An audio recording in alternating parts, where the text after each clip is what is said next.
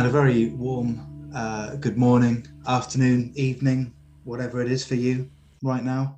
And welcome back to the Scott and Law Show. Welcome. Two dicks talking bollocks. Certainly are. It's currently mid-afternoon. Well, it's at that point, Loz, isn't it? Where at what stage is afternoon, evening? You know, it's 16:39, 20 to 5. I'd call this afternoon. I don't know. I'm looking outside from my office window. Beautiful blue sky. One small drifting cloud.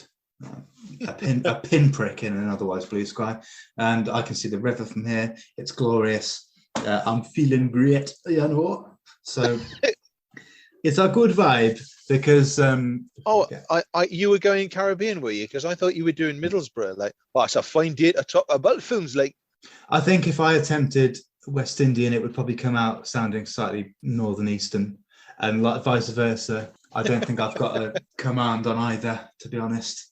I've blurred a line between them. You've blurred something, all right. Yeah, so I'll avoid accents here on because I'll probably inadvertently offend somebody. Yeah, I already regret an accent that I've done previously. So, you live and you learn. No one's perfect. No. So welcome back, and we have discussed the 10 to 6, as it were, in our top 10, and we're now into the top 5. Now, I'm not going to go into our 10 to 6 because we did that previously. Obviously, I'd want you to go back and listen to them. If you've just joined at this stage in the proceedings, welcome, a very warm welcome. But and what are you doing? Well, yeah, I'd phrase it maybe a little bit more diplomatically. Don't start in the middle. That. Well, yeah, don't start in the middle. Go back and we'll see you back here. You know, we'll be waiting for you. So, yeah, we've spent a lot of time discussing some films that we think the world of, but they haven't quite made the top 5, have they, Loz? No. And so here we are at the top 5, and I don't know about where yours sit with you in comparison to the rest of the top 10, but for me, these are like a very kind of distinctive top 5. Yeah. I mean, I talked about a film that I adore at number 6, but no, I mean, for me, I think these 5 that are coming up just somehow, I can't believe I keep saying it, are just better for me. I prefer them. So, well, yeah, obviously, hence why they're in the top 5. Yeah. So you're going to kick us off, I believe, Loz, with your number 5. Okay, well, coming in hot. Loz's number 5. Number 5 with a bullet is Hot Fuzz. Oh, okay. Awesome. Now, this came up at some point earlier, didn't it? And I did wonder. I'm not a devotee of either Edgar Wright nor of Simon Pegg, but I remember going to watch I think Hot Fuzz in the cinema on release day, and we got some sort of special event deal that they were doing where you got Shaun of the Dead for free and a poster for Hot Fuzz and cheap popcorn or something and something else. And I wish that people did more of that sort of thing, make going out to the cinema perhaps more of an event, and perhaps more people will go because, especially with all this pandemic, we haven't been able to go to the cinema, and I think people are going to have to be enticed back. Anyway, we're talking about Hot Fuzz, and for me, I love Hot Fuzz in its own right as a film, as a sort of an action comedy, but at the same time, I love it just as much, and when you sort of fuse the two, you understand what it means so much to me. I love it almost as itself, as a film, and as a film where it pays off almost every single little thing that it sets up. There's so many little references, so many little things, winks and nods, and knowing comments from certain characters and that sort of thing. It's so complete. It's so smooth.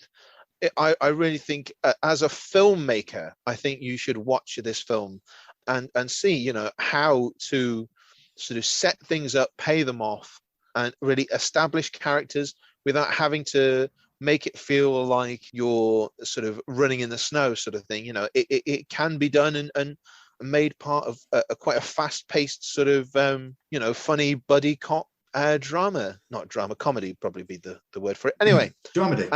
Dramedy. Yes, and so I mean, and I've watched this quite recently. Kind of again, now I do tend to look at things from a writer's point of view, because I've done that. I've written a book, and I do kind of, without even trying to, just examine it now from a writer, because I would love to go into screenplay writing. I'd love to, and I've got ideas.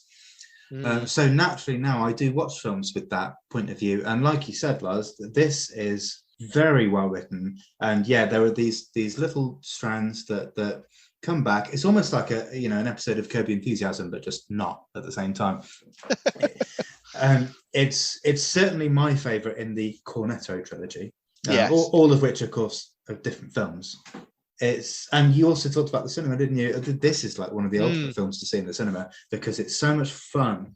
I think there'd be so much communal laughter at some of the little jokes, the witticisms, the zingers that come out, but then also some of the slapstick stuff as well. And also, I mean, the violence is very notable at times in this film. There are a few moments where I think there would have been a communal gasp in the cinema, like, wow, that was graphic. Well, for example, when you've seen some shears plunged into someone's throat, that's quite graphic. Well, that's not even the bit I remember. No, I bet. I remember part of a church falling, and and I remember Splat. and I remember a model village moment. Yes. Yeah. So I mean, all three are really quite. They take you back at how violent they are, really. So all those things combine into what is just an incredible all-round film for me. But would be best seen in the cinema. And I think it's obviously, Simon Pegg and Nick Frost are a natural sort of duo, but I think the super serious Nicholas Angel versus Nick Frost's character, Danny. No, I'm afraid we call him Danny. They're.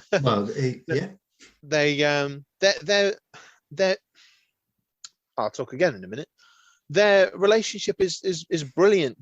Danny, who's sort of like an oaf and just wants to sort of do his dad proud, and joining the family business is the police. So he's frequently drunk, and he gets Angel arrests Danny without actually knowing that he's a police officer. And with Angel, again, he's almost his own worst angel. Worst. His own worst angel. Oh, can you believe it? He's his own worst enemy. It's understandable Freudian slip, Olby. Quite. He just can't. He can't switch off. He's married to the job, almost archetypal sort of policeman, honor and duty and all the rest of it. And he's so good that they send him away because he's making all the other officers look bad. And he gets sent away to this sort of quaint little village in the middle of nowhere. It's Gloucestershire somewhere, isn't it? I think it's meant to be. Yes, that's right. And they're far more concerned with winning sort of pretty village of the year, and they let the young kids drink in the bar, and there's all sorts of accidents that happen, and everyone keeps saying don't be silly, it's just an accident, and more people sort of keep dying, and naturally Angel, being the cop first, almost person second, he's investigating with every sort of tool that he's got at his disposal. And that combination of Angel and Danny, where Angel needs to learn to be a human and to switch off, and having lost his previous girlfriend really through his inability to step away from the job, and Danny wanting not so much a father figure, but someone he looks up to, someone who has done what he feels like he wants to do. And the realization that actually, Nicholas's point of the notebook is the most powerful weapon that a police officer has, and that it actually, again, without trying to spoil too much, comes back full circle again. It does prove itself to be a vital bit of kit, not necessarily for what's written in it, but it's another wonderful little payoff. Yeah, and the notebook is kind of one of those little tropes that's often not trotted out. That's not correct. Well, it's not trotted out in this film anyway. But in kind of films that are based around that line of work, you know, you've got the one person who's diehard by the book, and then you've got the person he doesn't want to be paired with, quite frankly, who's a little bit more renegade, and that dynamic plays out. And I can't think of another film really where it's more enjoyable than in this. And we talked about like all-star casts. You got to mention some of the names. I mean, besides the obvious, Bill Nighy's in this. Bill Bailey's in this. Yeah, Steve Coogan, Martin Freeman, Steve Merchant's in it. Timothy Dalton's in it. Yeah. And then like Paddy Considine's in it. Olivia Colman's in it. There's so many names in this. And Paddy Considine, I mean, I've got to talk about I won't talk about them. I'll just mention them. I think I would suggest watching the film before you watch this. But the outtakes for Hot Fuzz are wonderful, and Paddy Considine in particular features in a couple that I can just look back. I can just see them now, and of course, Simon Pegg and Nick Frost. There's the changing room. I don't know, superb. You know what I mean, Lars? Yeah, so just watch the film and then please do watch the outtakes as well, because they're wonderful, absolutely wonderful. I think there's there's fewer more times where I've you know what I'm like for a satisfying ending, and to have everything sort of tied up so nicely, even when perhaps I can't actually say that without ruining anything, so I won't. But everything ties together so lovingly. And after a really high octane ending, it has to be said, the film really builds to its ending. Actually, that doesn't detract from it in any way. You know, there's such a beautiful way that the film frames it, that the Angel really could be wrong, that it could just be a sleepy little town, and that accidents happen. And the more and more he sort of begins to pick away at the edges of this cloak that's sort of over the really what's going on is really well done. It's clearly a labor of love, and God bless them all. I love watching it. This is my favorite thing they've done. I really enjoy other things. Obviously, Shaun of the Dead. A lot of people that would cite that as their favorite, probably. And then to complete the Cornetto trilogy, it was is it The World's End or The End of the World or something like that? The World's End, I think. That's really enjoyable. And then Paul. I loved Paul. I presume you've seen that, Lars. Yeah. I haven't seen The World's End though. Oh, have you not? The World's End's really good. Bill Nighy appears again in that. Not that you'd necessarily notice him. The World's End's really good. I think most people would probably say Shaun of the Dead and Hot Fuzz are the stronger two in the trilogy, but do not listen to a comment like that and decide not to watch The World's End, because it's really good. I think they've done something lately called Truth Seekers or something like that, which I need to watch, which sounds interesting. So these guys, these guys have honed their craft down the years, and Hot Fuzz probably sits somewhere in the middle of their filmography, really. But it's my favorite as well, Lars, and I was glad to hear you say it, if that wasn't evident from when I did hear you say it. I mean, it's so funny that it's such an English film in so many ways, and yet it's almost a pastiche of those sort of famous American sort of cop drama shows and films. I think it's such an amusing little parallel, really.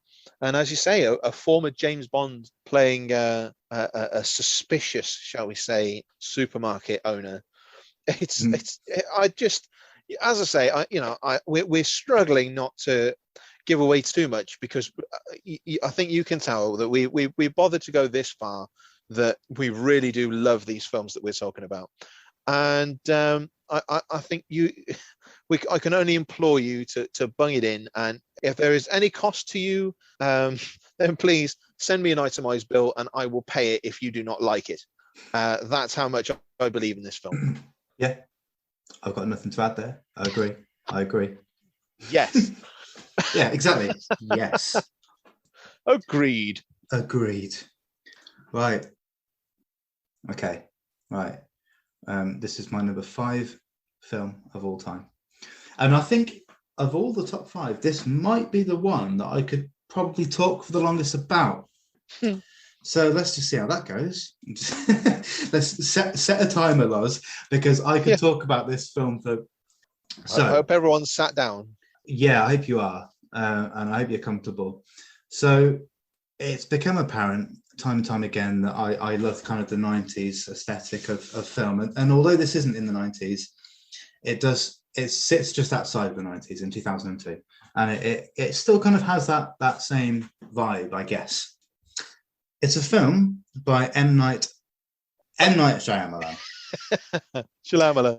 Who has, should we say, an interesting repertoire of films. Most people probably think of The Sixth Sense, Unbreakable, which I love, and The Village, which I mentioned earlier, gets a bad rap, but I think is superb for the most part, including the ending, which is very divisive as a twist.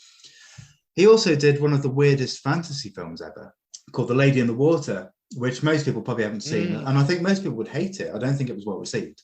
But again, I love the idea of it. It was a very interesting film. But anyway, I'm talking about his best film, Lars, and it's not The Sixth Sense or any of the aforementioned. Certainly not The Last Airbender either. No, did he do Signs as well? Lars, that's what we're talking about, son. Signs is his best film for me by some distance. I don't know if it's universally seen that way, but I'm about to tell you why it is. So, this is a film that I guess, you'd probably call it sci-fi, thriller, mystery, maybe. You rarely see horror like attached to this, but for me, right, this is the scariest film ever made, or at least the film that has scared me the most. And I'll get into that, obviously, but I kind of want to explain why I love the movie first of all. So I should probably explain how I first came to see it. Circa 2000, well, I suppose it would have been 2002, the year it came out. I would have been about 14 or 15. Didn't we go and see it together? We might have done, probably off the back of me saying we've got to see this film. I'll tell you why. Because I saw it ahead of the rest of the UK. Because I was at Universal Studios Orlando back when, of course, films were released to the US a lot earlier, like 4 months earlier, at times. And it was Universal Studios. It was a place called City Walk, City Walk is kind of like the conduit between the theme parks and the car park.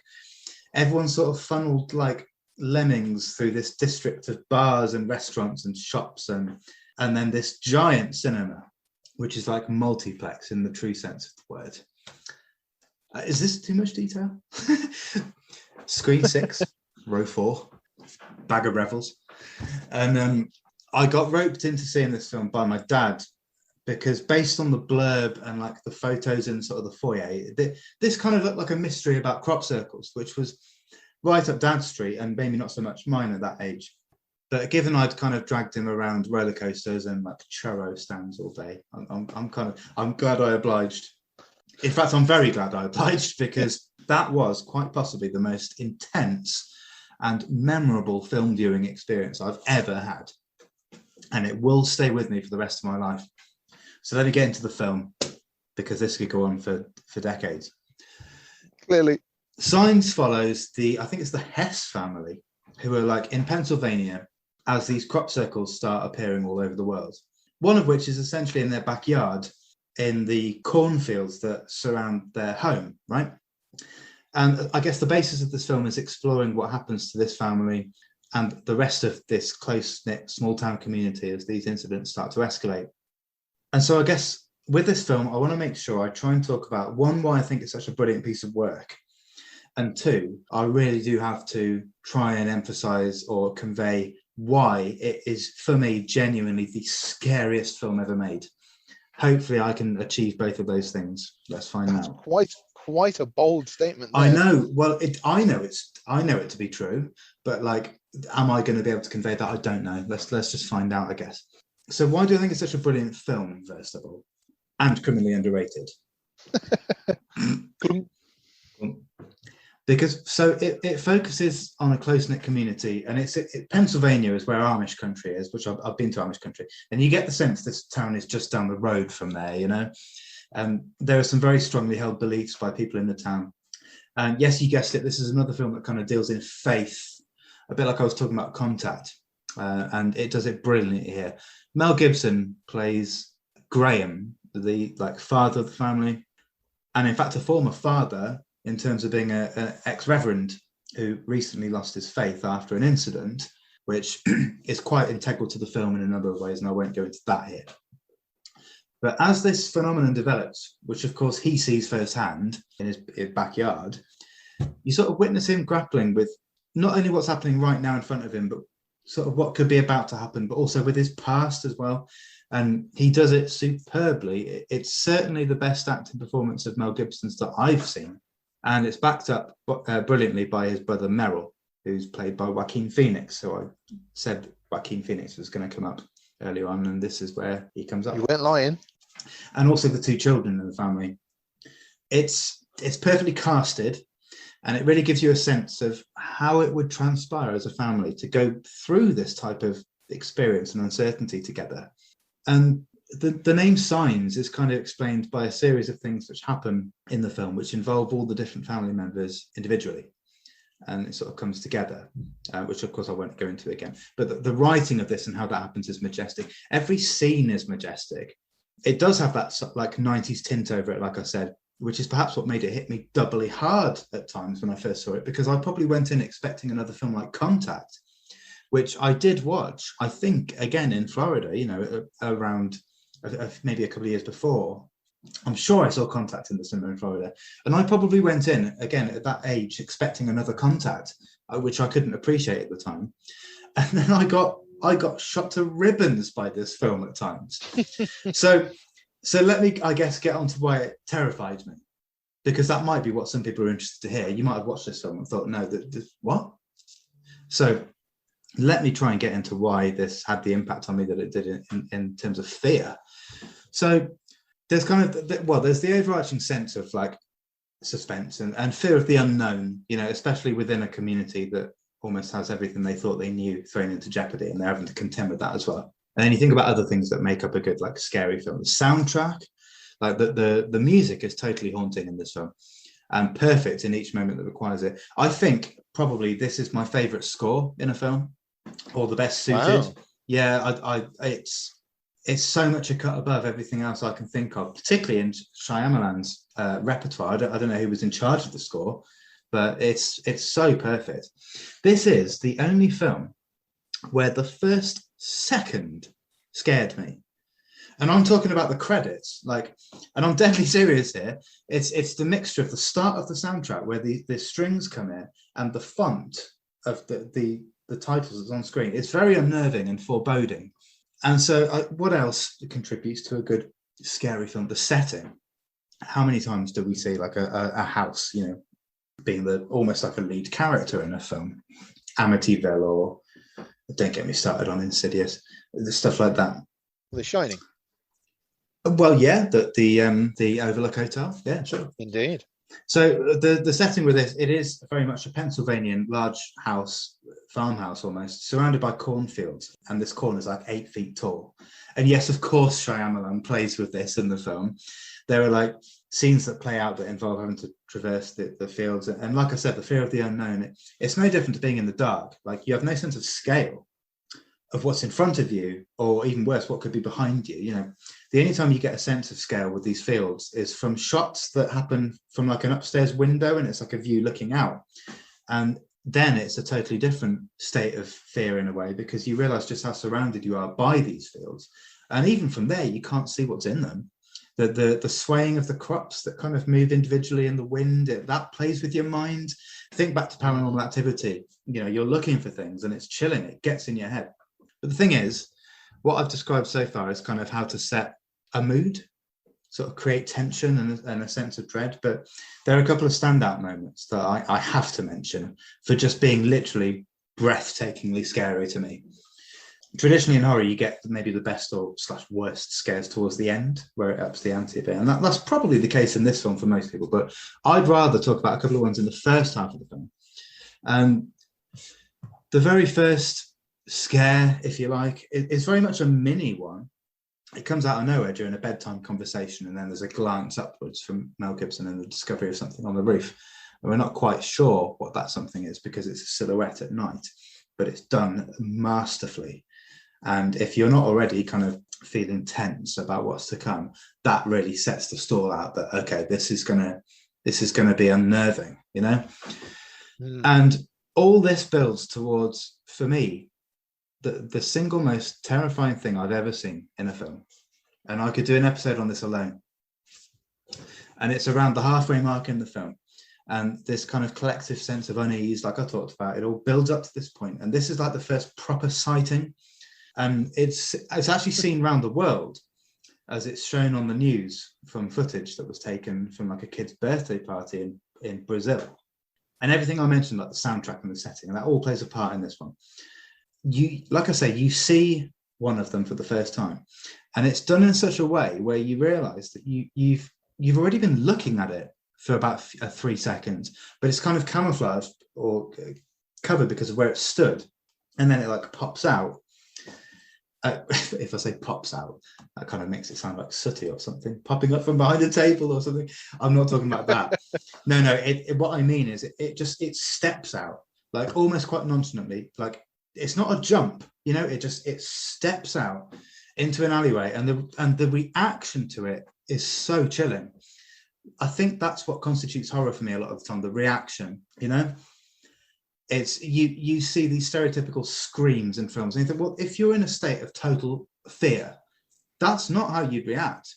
If anything, quite the opposite. If you are transfixed with fear, you don't have the breath to scream. You'll open your mouth and something will come out, but it will not be a scream. It will be a noise you've probably never heard yourself make before. And Merrill, Joaquin Phoenix, is watching this on TV, and his reaction is a bit like that. And it's more or less exactly how I reacted to it in the cinema. I've never been so polarized and gripped by something. We talked about Jurassic World. That does a similar thing, Buzz, with the Indominus Rex. It's kind of hiding in plain sight in a moment, and it's camouflaged. And then it just slowly presents itself. And actually, whilst we're on the subject, Jurassic Park 3 deserves a mention here, because there's a scene on a bridge with a pterodactyl where it just it just slowly emerges out of the mist, and it's the fact that it's done in such a slow way. It's still effectively a jump scare, but it's just not done cheaply as a jump. But this birthday party scene is on another level even to that, and it's followed almost immediately by another scary scene, which involves the house of a guy called Ray Reddy. I won't go into that scene, but Ray Reddy is actually played by Shyamalan himself, who likes to put himself into each film in some shape or form. And there's a scene with a family meal, which it's kind of treated almost like the Last Supper at the time. And the tension in it is so visceral. Again, it's another scene that's perfectly written, directed, acted, everything. There are 2 dogs in the family as well, and I mean, who doesn't love dogs? And the way that's handled is chilling beyond belief as well. I mean, the scenes that involve the 2 dogs in the family might be the moments that scar some people for life, maybe like the birthday party bit did for me. I don't know. I've talked enough about this now, and I'm sure I've managed to convey the effect this film had on me. But like I say, it's not just about the nostalgia of that first viewing. It continues to get better every time I see it. I love the fact it deals with in faith in the way that it does. That is something that makes this film what it is. Someone I spoke to said, the moment I found out it was about faith, I couldn't get into it. And I thought, well, weirdly the opposite for me. It was the fact that that was a predominant factor in this really added to everything else. It's a masterpiece. It's a film I could watch once a month for the rest of my life, and frankly, I find it hard to believe that 4 films have been made, which I prefer. But yes, this is one of those times where I am not at all surprised to hear that this is so close. In fact, I'm probably surprised that it's not closer to number 1 than it is. I mean, it's one of those films where to say it's about religion is probably as accurate to say it's about aliens. It features both, but I wouldn't say that necessarily either are the definitive themes. Certainly organized religion anyway. And in that sense, it's more faith than it is religion, if you like. Yes, yeah, exactly, yeah. And that sort of, I don't want to because there's something that you skated away from, which I don't want to sort of throw naked into the light. But yeah, it's how strong is the family really, and what are you willing to go through? How if you stick together, how much can you achieve? That it can almost have a bit of a gloomy sort of overlook in a way, and Oh, yet definitely, yeah. really at its heart the message that it gives is kind of quite heartwarming. Oh, yeah, absolutely. And that is almost the ultimate journey to go on emotionally with watching a film. Mm. And this does it so masterfully. It's wonderful. I love it so much. It's the film I've watched the most recently, I think, of everything that's on this list. Wow. I genuinely, I could watch it once a month for the rest of my life. And I moved into this new place, and I got a sick new TV, and I love to get up close to it because of the quality that it's capable of, and the size of it, and headphones go in. And the first film I watched here was 1917, which was jaw-droppingly cinematic. But I knew that I had to watch Signs. That had to go high up on the list. Like, let's see if I can even experience something new out of this film, even though I've seen it maybe 15 times, if not more. I don't know. Let's watch Signs on this screen with headphones in and just almost try and get the ultimate experience, or something close to that first experience that I had back in Universal's Cineplex, which I'll never forget, Lars. It was, I can tell. It changed me. It kind of changed me. Yeah. And to close this out, I guess, because of time, there's a quote in the film, "Swing away, Meryl." And this is probably one of the most quoted quotes in any film for me. It's become almost somewhat of a running joke, particularly with Dad. It's that insert away, Meryl. That applies to so many things, and I've said that goodness knows how many times down the years, probably to a lot of people who haven't know what I'm talking about. I've certainly heard you use it. Yes. Yeah, and yeah, I guess it's done on this understanding that people know what I'm on about, and most people don't. So it's like, okay, yeah. Well, whether you're talking about Signs or whether you're talking about anything else, people struggle to know what you're on about. So I've got no riposte for that. It's I've got to hold my hands up and agree. Sadly, right. Let's. So Signs. I'll just, like I say, we're into the top 5 now, and I think it's probably apparent from just hearing me talk about Signs that we're really now into things that have just had an amazing impact on me. So I'll look forward to getting to number 4, but even more so, I'll look forward to your number 4, which comes first, Lars. Indeed. But do you mind if I quickly pause this just to go to the toilet first? You and your squirrel bladder. Well, bless yeah. it, Lars. Pee away, Meryl. Okay, Lars. So yeah, Signs was my number 5. What's your number 4? This is one of the more recent films, or at least that's the way I think of it. And I have been careful with my expectations to try and avoid as best as I can sort of recency bias, because I am aware that, there is that thing of sort of, if you've just seen a film and for the first time, you're like, oh, that's really great. And then actually when you're doing something like this and you sit down and you compare it next to all of the films you've ever seen in your life to try and give it a fair go at the title, then you've got a job on your hands. Yeah. But this film is by Christopher Nolan. Oh, okay. And it's Interstellar. Right. Now, I again was not particularly a Christopher Nolan fan. I'd seen the Christopher Nolan, at least the 2 of the Batman trilogy by this point. And I'd also watched, I think, Inception by then as well. And Memento, which I must admit in my head, I hadn't actually credited to Christopher Nolan. But I bought Interstellar, really, I have to say, because I thought it'd be interesting. And it was fairly cheap at the time. I hadn't seen it when it originally came out. I certainly hadn't seen it in the cinema. And I hadn't heard a degree of amazing things from friends or necessarily reviewers. And it just sort of, I thought, well, at the very worst, I'm going to get some cool sort of space graphics.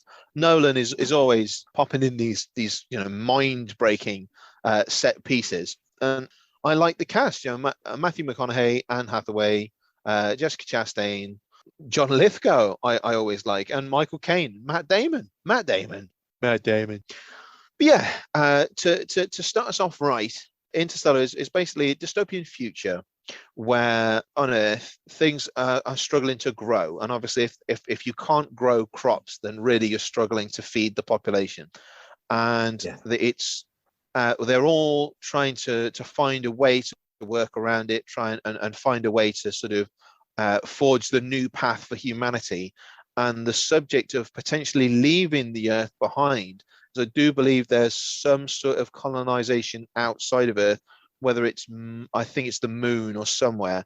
There is a small sort of colony beginning outside of Earth, but nothing really to sustain the numbers, obviously, that we're talking about with the people left on Earth. Well, it's a bit like you're talking about And Damon, right? Elysium did this with like an elite few. yeah, Yeah. But anyway, we're not talking about Elysium. Sorry, go on. no. But yeah, they're looking for essentially a way out, and it becomes they learn of a wormhole near Saturn, and it's through this wormhole that they're hoping that they could gain access to a part of the galaxy that they couldn't potentially live through to get to, if you know what I mean. Yeah. I know their technology is only of a certain level where I think they still can sort of go into stasis, but to actually cope with going to sort of the other end of the galaxy, I just don't think is capable for them. But this wormhole does offer them sort of a Hail Mary in terms of what they could actually do to escape this situation. They need a pilot to go through. They don't actually really understand quite where they're going to come out the other end, if they're going to come out the other end, and what's going to happen. And so Matthew McConaughey's character, Cooper, who's a devoted father, he has to leave his daughter and his son behind and go off into space, knowing that he may never come back again. But if he doesn't go, there's no future for them or anyone else on Earth. And I have to say, Interstellar, I don't know whether I wouldn't say I had low expectations, because as I say, I did have some expectations of it's a Christopher Nolan film, even if I wasn't particularly a fanboy. And I'd certainly, seen some sort of snippets from it that, looked really cool, certainly. But I was not ready. I was not prepared for how hard this film hit me emotionally. And I am certainly not ashamed to say, by the conclusion of the film, I was in bits. I was an emotional wreck. The tears were running from my eyes. And oftentimes that sort of narrative of the father and the child, and the doing whatever you can to get back and be a family again, because that's what's important, that comes up at time and again throughout Interstellar, and really got its hooks in me in a way that I was not expecting. Yeah, I think sorry, go on. No, please. Oh no, just well, I guess my thought there was, parenthood and family, just throughout some of the best films in general, that is a predominant factor or running narrative that really is something that gets its talons into you as a viewer and pulls you in emotionally. And yeah, like I do you know what? I'm not sure I've seen this all the way through, so I'm probably not fit to comment. I think this is a film I sort of saw the start of, and it wasn't in the right setting. I think it was in like a hotel room or something. I don't know. Yeah, no, this one really, I think, to get the most out of it, like Memento in its way, is I would probably recommend being absolutely stone cold sober, sitting there, no phone, no nothing, and just sort of taking it in, because it's beautiful. I was actually sad when it ended, and yet I was glad when it ended, because it had wrecked me. Yeah. But I cannot remember the last time I walked into a film with having so little attached to it that I felt such an attachment to immediately. It was one of the first times that I've started saying to people, what's the last great film that you watched? Is Interstellar, because it was forged such a place in my psyche. And there's this really interesting bit towards the start where he's gone on his mission and he's woken up at sort of the other end of the wormhole. And he realizes that he thought that he might be able to periodically awake and send messages back to Earth. And he awakes to find that his children have been sending him messages for the entire duration of his trip. and he obviously wasn't aware that he would just be out the entire time.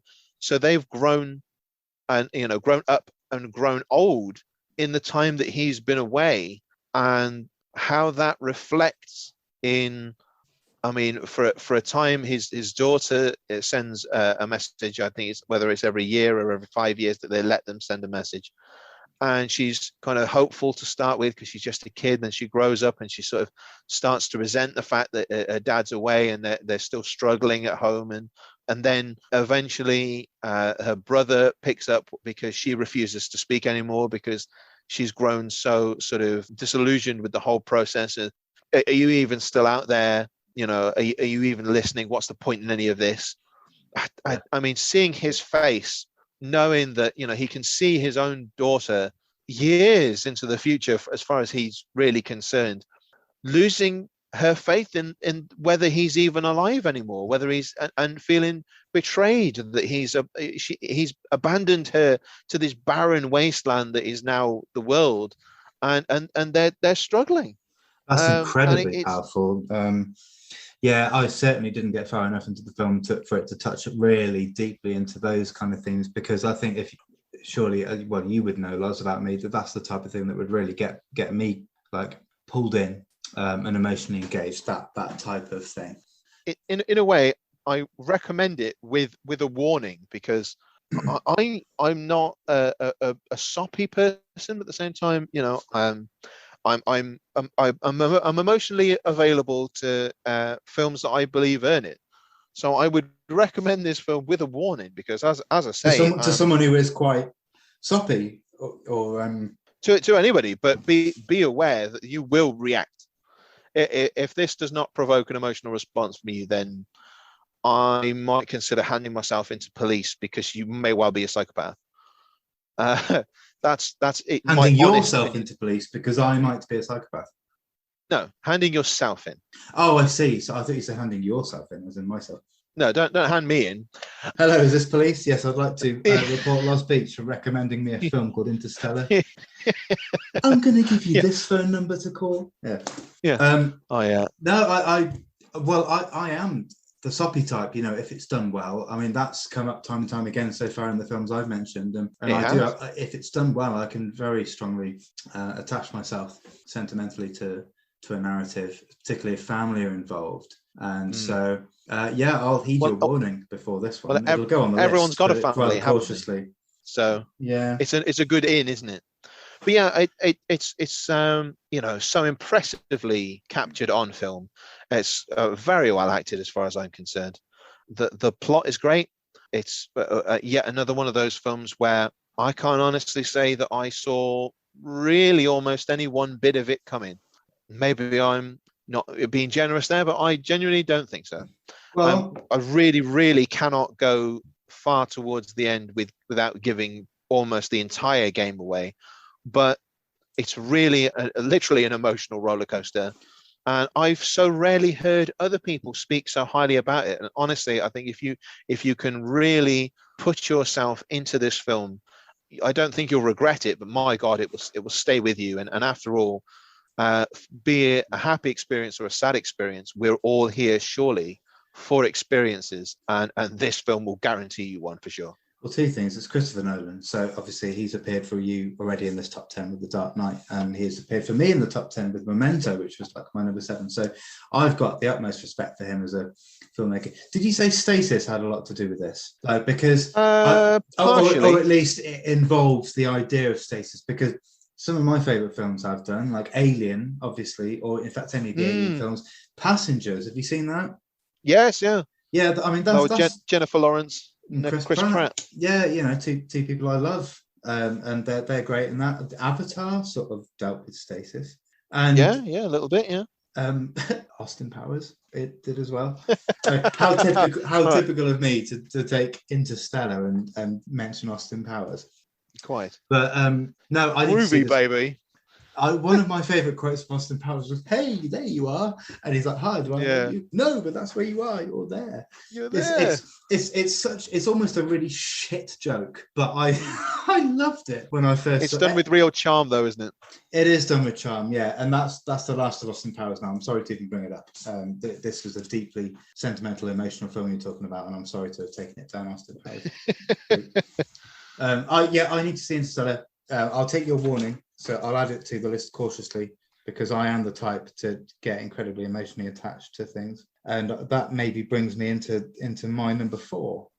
Ooh. So, right, where are we in terms of time? Yeah, it's so good that we divided these episodes up like we have because I've got a lot to say about this film. Okay. Are you ready? I think I might be. Right, my number 4 came out in 1973. Wow. Which was the year of Dark Side of the Moon. And it's safe to say that this had just as big an impact on the world, that if not more so than that album. And as long as the arts in general live on, that this will always be considered a classic. Now, in Signs, we talked about a film that like subjectively scared me more than anything else. And I think I'm talking objectively with this one because this is undoubtedly considered a horror and quite possibly the most famous and indeed possibly even the scariest of horror of all time. And can you guess what I'm talking about, Loz? I'm in my mind, I can't think past Psycho. Okay, it's not Psycho. Okay. So if you think about horror, and I suppose to horrify, right? If you want to literally use the terminology. And I think this remains for me the most horrifying film I've ever seen, both in concept and execution. And back when we talked about Avatar, I think we were talking about smashing box office records and all that stuff. Yes. And I was thinking of this film then, but obviously I was reticent to say it because it would be a spoiler to where we are now. This film, when it came out, just obliterated like some box office records and things. And I think inflation adjusted, it's still right up there. And let's just name it because I haven't done yet, and I've talked about this already for about a minute. My God, how long am I going to be talking about this film for? Right. I am talking about. Go on. Jaws. No. Jaws. No. No. Some people have probably been screaming this out. I don't know. We're talking about The Exorcist. Right. Yes. So. My good Lord, where do I start with this? There's so much to say about this film. Right, well, I mean, there's a lot that I could say that's obvious, and I'll try and avoid that for obvious reasons. Because this is such a well-known film. It's based on... iconic. It's based on the novel of the same name by William Peter Blatty, and then it was brought to the screen a few years later by William Friedkin. And, of course, it largely focuses on a family in Georgetown in Washington, and the possession of a young girl named Reagan. And it's easy to think of that alone and to make her the star, as it were. But that is doing the most disservice and injustice to Blatty as an author, because, again, you've got so many narratives going on here, and each of them combine to make this the work of horror that it really is. And I'd almost rather focus on them than with her and Reagan. So in that sense, I do have to kind of discuss a bit of how some of the plot unfolds here, because it actually starts in Iraq with Father Merrin, who's played by Max von Sydow. And actually, special effects wise, I suppose I've got to mention this. This film came out in 1973, as I said. And Max von Sydow, or Sydow, as I think it's pronounced, was actually quite young at the time.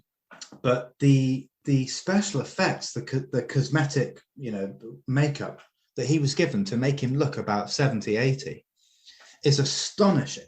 We talked about Jurassic Park compared to nowadays in terms of like effects, but that was CGI, whereas this is much more the physical cosmetic side of effects. I don't think I've ever seen someone be like to have put 40, 50 years put on someone in makeup and make them look that much older and it be more convincing than this. And this is 1973. I mean, and that's something no one really talks about, but I had to mention that. Sure. Yeah, so Max von Sydow, who is not anywhere near the age that he appears to be in this film.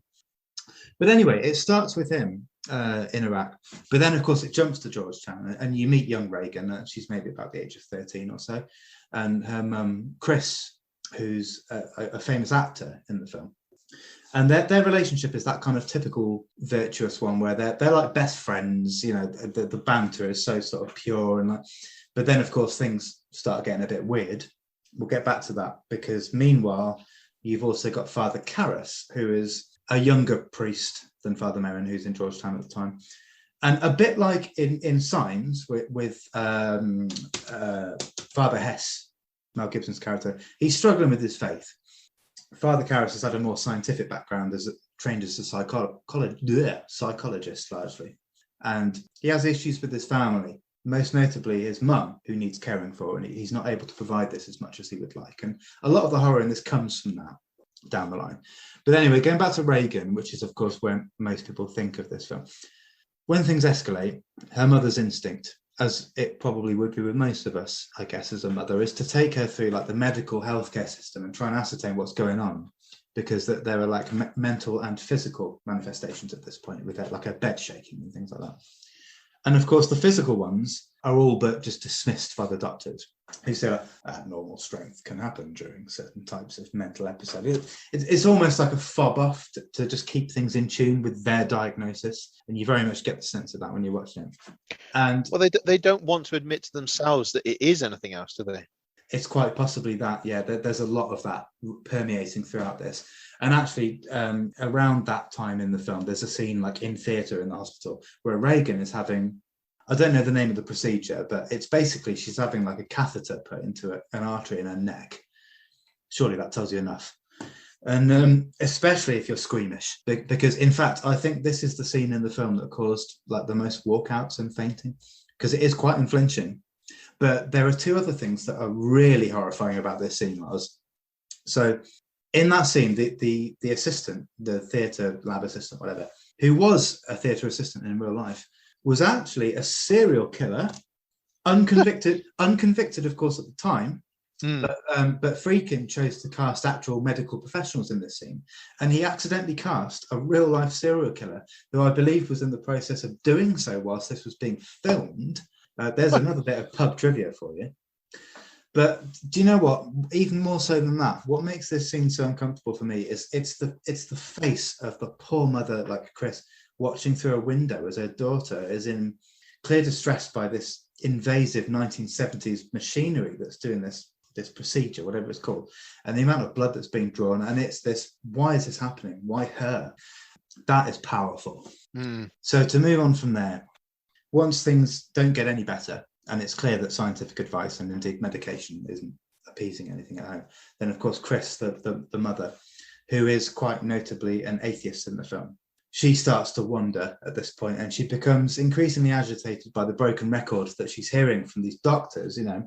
And I suppose while I'm talking about the mother, special mention must go to her. She's played by Ellen Burstyn, and she really conveys what it must be like for a poor mother to go through this with her only child, and to not feel any credence or compassion for like what she knows is happening. She's seen it. That can't be easy to act, and it's incredible. And she's also in a film called Requiem for a Dream.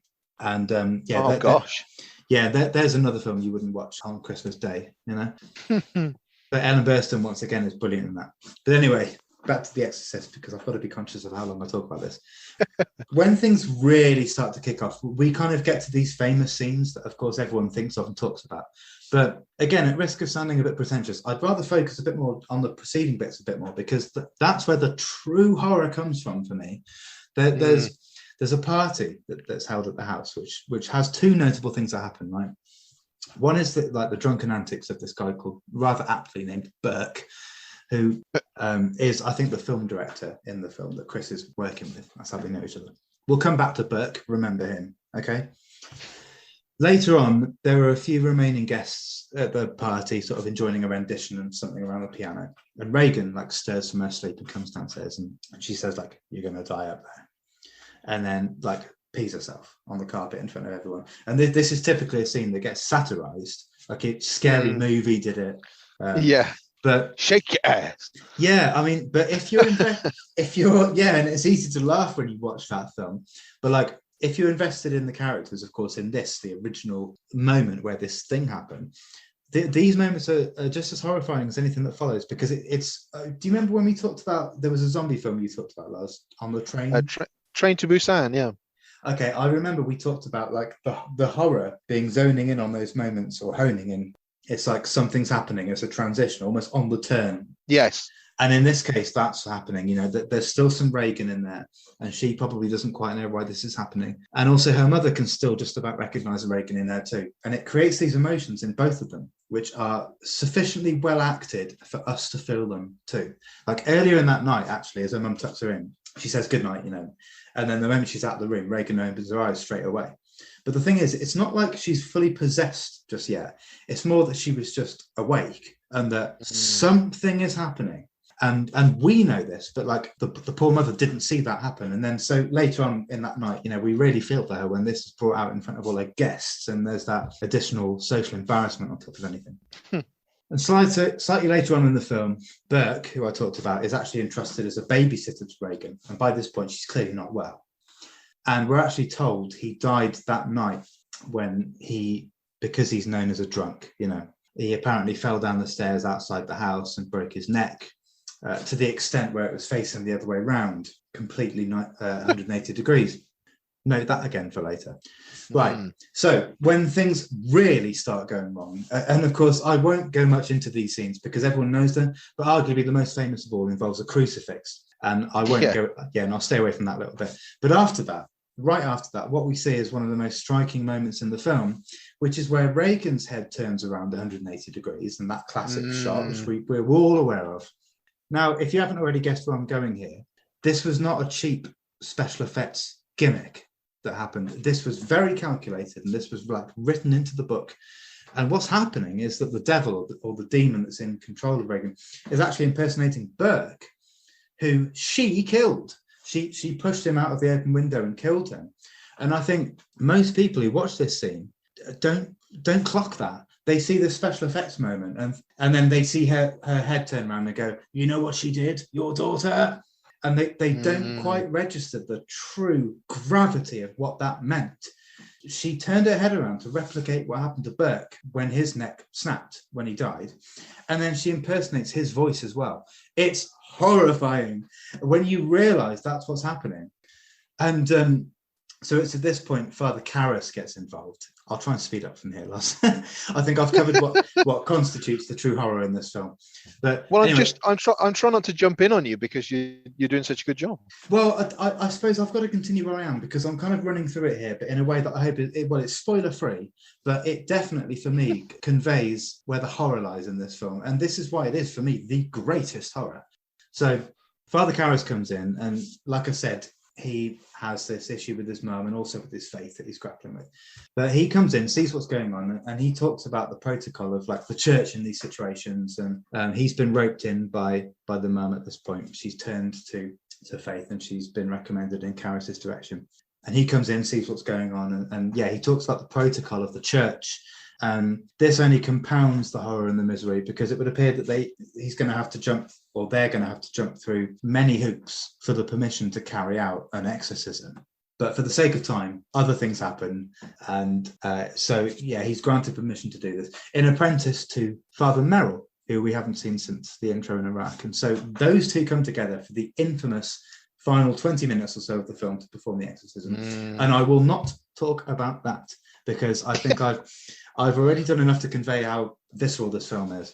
And I think I've set up the premise for this, but with the different narratives at play, you've got the young father questioning his faith, you've got the atheist mother, you've got poor Reagan, of course. And the thing is that they're all being targeted. It's not just Reagan. I mean, in fact, it's arguably more the others than her. You know, it's like she's more the subject and less of the target. And so not considered one of the more horrifying moments in the film, if at all. Father Karras, there's a nightmare scene with his mum that maybe about halfway through the film. And on first viewing, this might not seem like something it might almost seem like it was filmed on the side just to push up the running time if necessary to get it where it was needed, and it could get left on the cutting room floor all too easily. But when you analyze what's happening in this dream he's having, the more you realize this is really like a true nightmare, a psychological nightmare. And now when I think about this film, I think about that scene more than most others.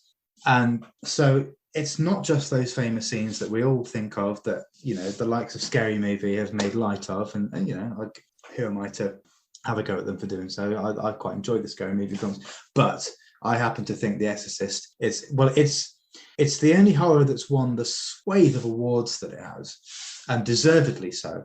But forget the horror elements. It's just a superb piece of writing from both Blatty in the first place and then from Friedkin in somehow translating it.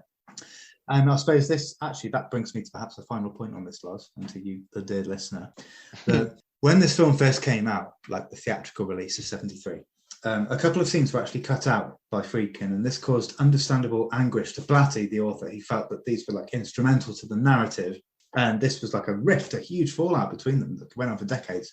And eventually, many moons later, because let's not forget, this film was banned for some time in the UK. Yeah.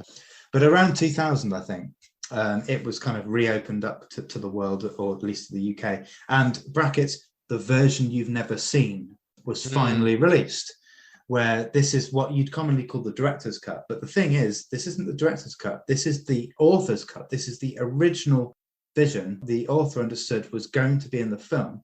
The director's cut was actually the original theatrical release that cut these bits out. So when you hear the words, the version you've never seen, don't think of it as a director's cut. Think of it as the original vision of the film, basically. And this is the one you should watch. There's a certain scene in it which is quite famous, but it had to be cut out from the original cut, just purely because the technology wasn't good enough to mask the special effects which were at play, which is a certain staircase scene. But that makes it into the version you've never seen. So in summary, I know that like Signs is personally for me something that I think is terrifying, but this deserves its pantheon status as the ultimate horror, the scariest film ever. And anyone that thinks otherwise might be dwelling too much on the special effects of the 70s and haven't given enough thought to the holistic situation. Holistic, there's a word I've used a ton of times. Maybe factor that into the drinking game if you want.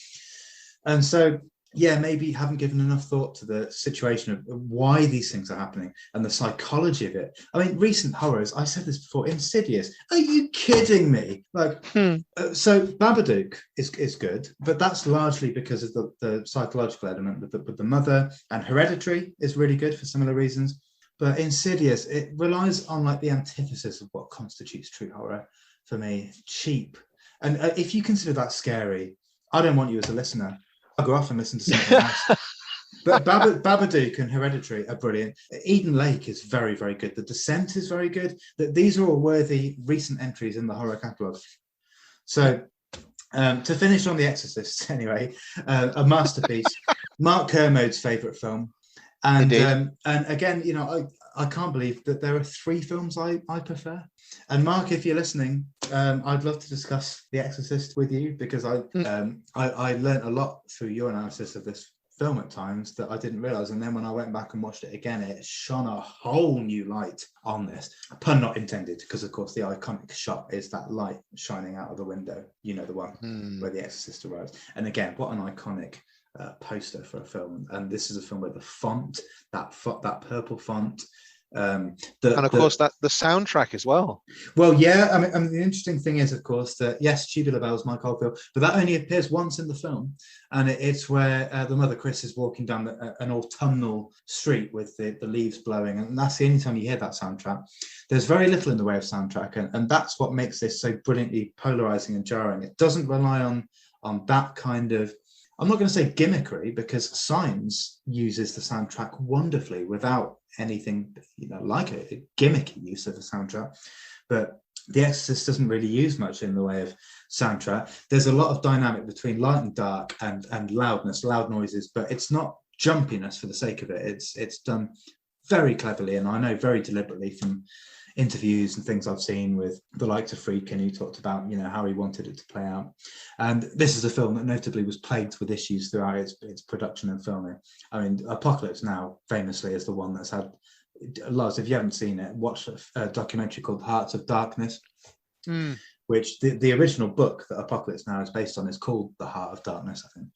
That, yes. If you want to see like just a problematic endeavour, that film. And The Exorcist is up there with that, because a lot of bad stuff happened during this. And of course, you know, some documentaries tried to play up to this and injected this feeling of like hokum, you know, ooh, the film was cursed. Well, forget that.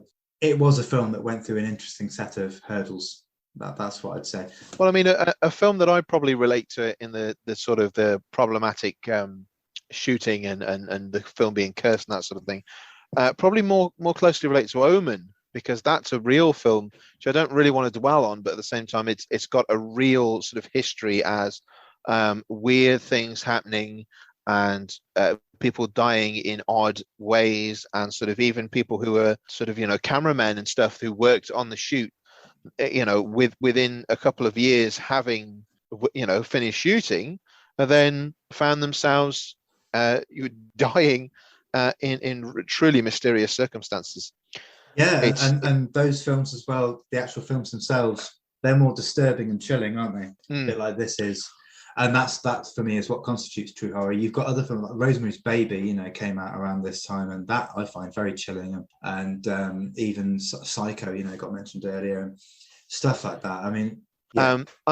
I was going to speak briefly about because I remember you being a big fan of The Thing, the original Thing. Yes. And I know there'd been a remake of that with sort of more modern style special effects, and I've got no interest in seeing it ever.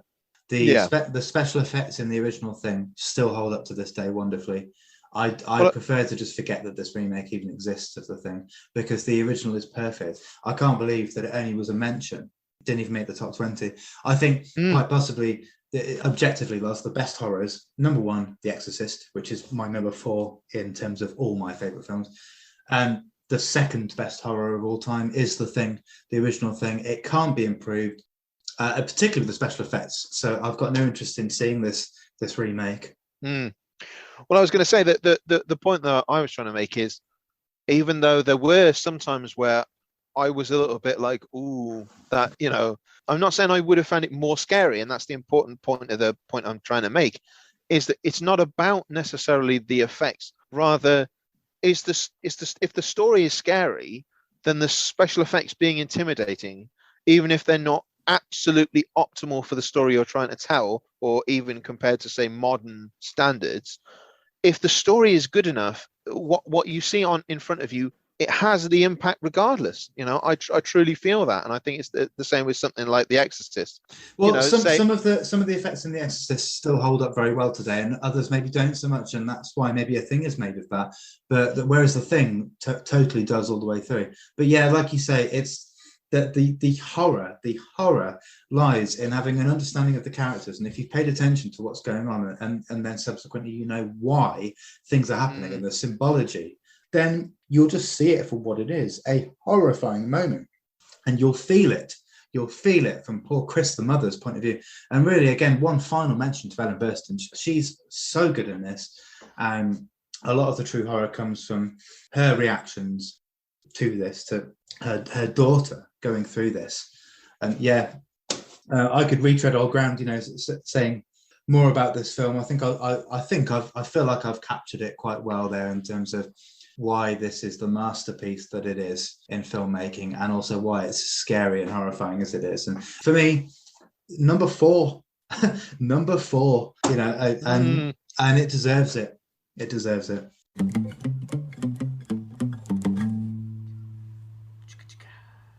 And so we'd probably better leave it there, because my goodness, we've only done 2 each in this episode, and this is going to be the longest yet, I feel. So I think what we're going to probably do, Lars, is go away, isn't it? And then we'll reconvene for the top 3. The top 3. I know. We have reached the mountaintop.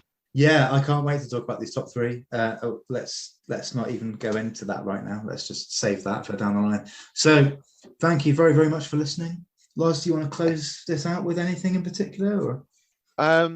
I'd just like to say thank you again for listening, as my learned colleague, Mr. Hughes, has just said.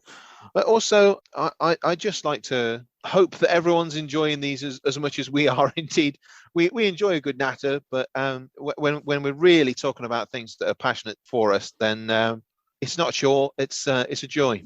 And please do obviously continue listening. I'd be amazed if you backed out at this point, because of course we're at the top 3 now. So on that note, was ta-da, fare thee well, mate, and all that, yeah. Tatty bye. Tatty byes, mate. And we'll reconvene for the top 3 very soon. Baby. Oh yeah. All right. Thank you once again. Goodbye. See you soon. All right. Chip, chip, chow.